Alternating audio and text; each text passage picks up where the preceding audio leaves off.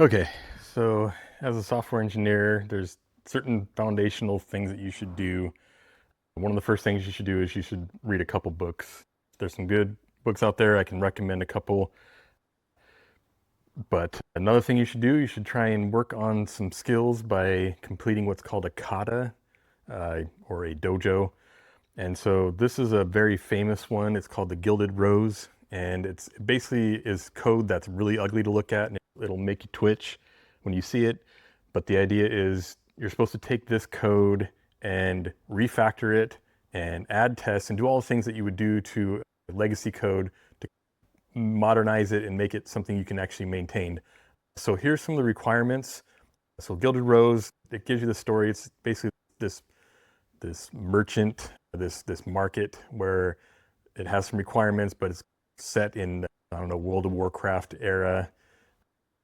Anyway, so here's some of the requirements.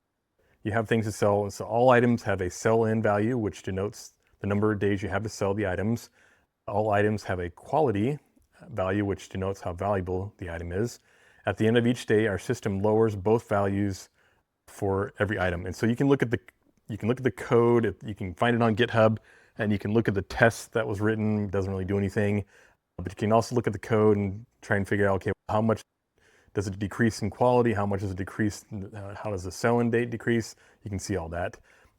But then that's not the end of the requirements. Like any other project, there's some simple requirements and there's some more detailed. And so I'm not going to go through all these, but this is a very good exercise you can go through. Everyone who does it will do it slightly different. And I'm not going to do all of it. I'm just going to do the very basic stuff to start with. So let's flip over to some code. Here is Gilded Rose. This is the Gilded Rose class. I'm doing it in Java. You can do it in Python. There's actually a ton of different languages. Rust, Gradle. There's a bunch of stuff that you can use. Anyways, here's your Gilded Rose class. You can see that it has a constructor where you pass in some items, and that just sets the class property of items. But you can see here's the main method that runs. It's called update quality. And if you're like me, if you're like most people, you look at this and you say, what the heck is this mess? It's all if statements, if else statements. It's deeply nested, which is a bad habit. There's a lot of things in here that you can clean up, but that's the idea. Is you can look at this as legacy code and you can just start refactoring. The first thing I would do is take out these strings. So the first thing I would do, I'm using IntelliJ, and I would just do what's called, it's a refactoring, go refactor and introduce constant, and I just call it aged brie. Cool. Hit enter, and that turned the word aged brie, the string aged brie into a constant. So you can replace that there. Backstage. Here's another one. Say passes to this place. There's also there are keyboard shortcuts, so you don't have to stumble around trying to do this. Anyways, so we'll just call that. I'm going to call this one concert. Maybe even concert tickets. Something a little easier to remember. And you can see that it didn't replace everything. There's probably a shortcut to do all that, but it's pretty simple to just plug these things in.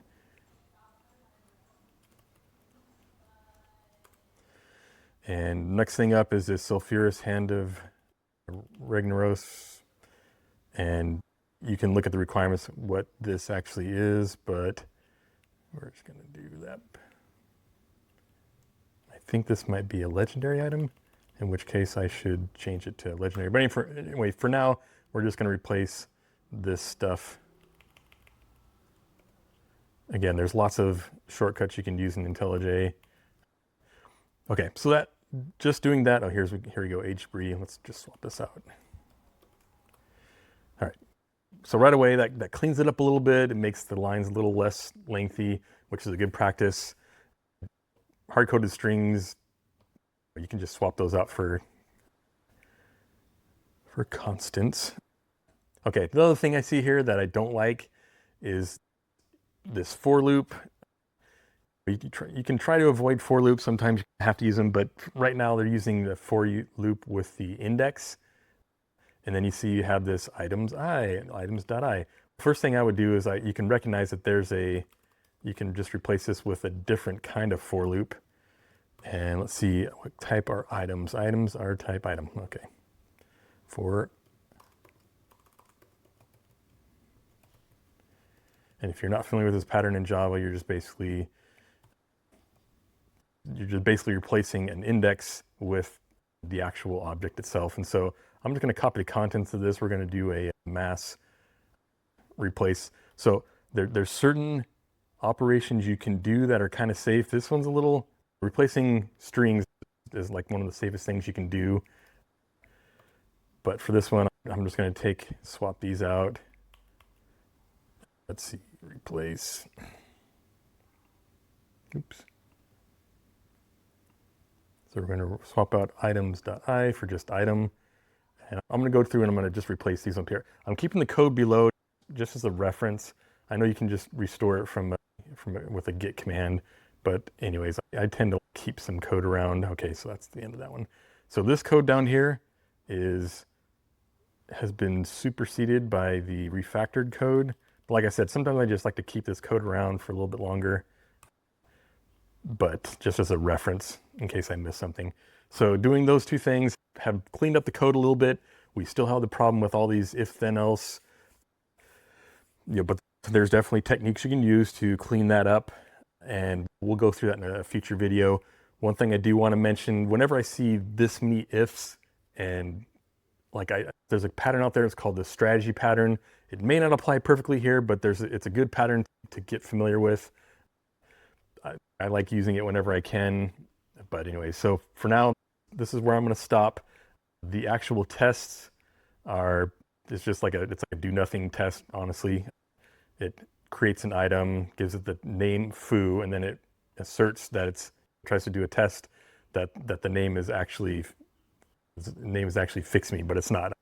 This is typical test-driven development where you want to start, it's like red, green, you want to start with a failing test first, and then you want to fix it either with a code, most likely with the code. That's what you should be doing, writing new code or correcting the code that exists. But we'll go through that in a future video. I just want to kind of get started on this and just take a look at it. So anyways, if you have any questions, drop them in the comments and we'll talk to you later.